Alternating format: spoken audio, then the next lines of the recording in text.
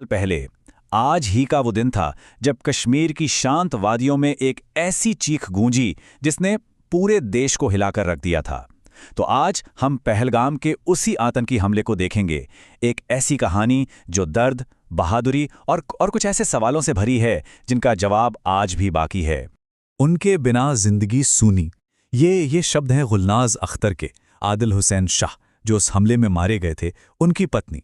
सोचिए, सिर्फ 3 शब्द, और इन 3 शब्दों में वो पूरा खालीपन सिमट गया है जो ये हमला न जाने कितने परिवारों के लिए पीछे छोड़ गया। उस हमले में कुल 26 जानें गई थीं, लेकिन आज हम खास तौर पर एक शख्स की कहानी पर बात करेंगे। वो इकलौता स्थानीय कश्मीरी था जो उस दिन मारा गया। नाम था आदिल हुसैन शाह। आज उन्हें पहलगाम का हीरो कहा जाता है। तो क्या कहानी थी इस हीरो की? आइए जानते हैं, उस दिन आखिर हुआ क्या था। ये बात है 22 अप्रैल 2025 की सुबह की। आदिल की बहन ने उसे रोका भी था, कहा कि बारिश हो रही है, मत जाओ। लेकिन पिता की दवाइयों के लिए पैसे कमाने थे तो उसे निकलना ही पड़ा। दोपहर का वक्त था, वो कुछ टूरिस्ट के एक ग्रुप के साथ था। तभी अचानक गोलियों की आवाज़ ने घाटी की वो खामोशी तोड़ दी। और ठीक उसी पल आदिल ने जो किया वो सच में असाधारण था। उसने निहत्थे टूरिस्ट को बचाने के लिए एक आतंकवादी से हथियार छीनने की कोशिश की और बस इसी कोशिश में उसे गोली मार दी गई।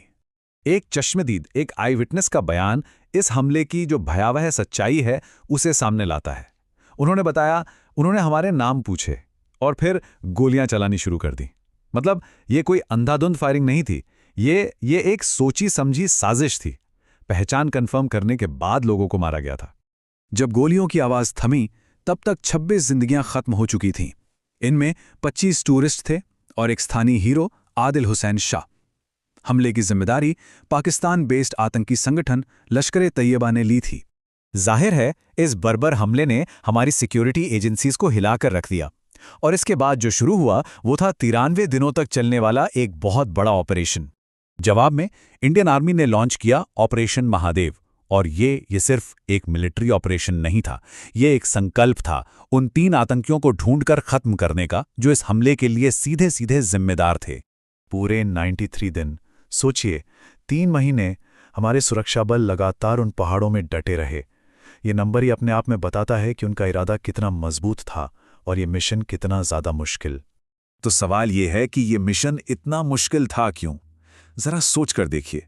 15,000 फीट ऊंचे पहाड़, जहां हर कदम पे खतरा है, ऊपर से मॉनसून की लगातार बारिश, विजिबिलिटी मतलब लगभग 0। और इन सब के बीच वो 3 आतंकी 250 किलोमीटर से भी ज्यादा बड़े इलाके में गुफाओं का इस्तेमाल करते हुए लगातार अपनी लोकेशन बदल रहे थे। तो इस चैलेंज से निपटने के लिए भारत की कई बड़ी एजेंसियां एक साथ आईं। ये एक जॉइंट एफर्ट था। इसमें इंडियन आर्मी की स्पेशल फोर्सेस थीं, राष्ट्रीय राइफल्स थीं, जम्मू कश्मीर पुलिस और सीआरपीएफ, सब एक साथ मिलकर काम कर रहे थे। और फिर 93 दिनों की उस लगातार कोशिश के बाद महादेव की पहाड़ियों में वो खोज खत्म हुई।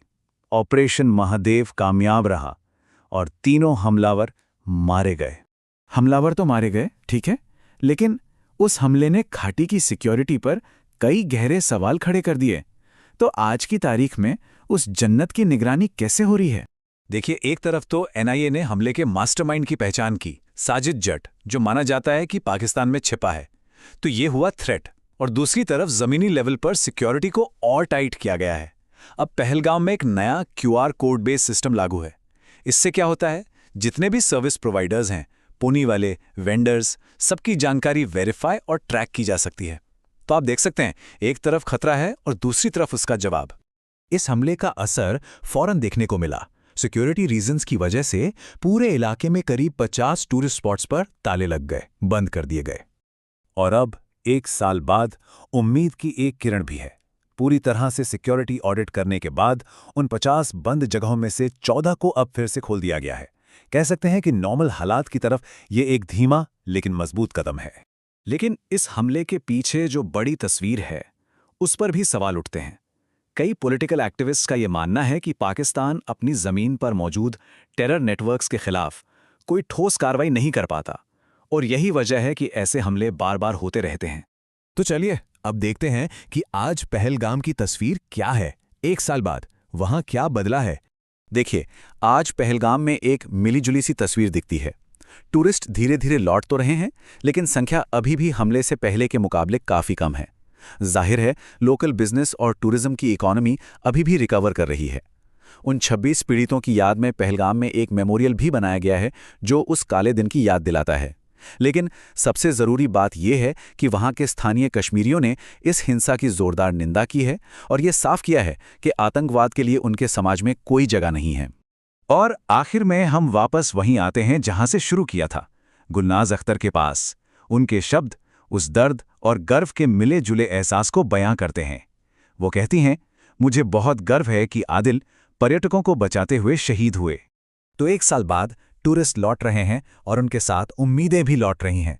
लेकिन एक सवाल अब भी हवा में है, क्या इस जन्नत में शांति को वाकई में हमेशा के लिए महफूज रखा जा सकता है? शायद यही वो सवाल है जो कश्मीर का आने वाला कल तय करेगा।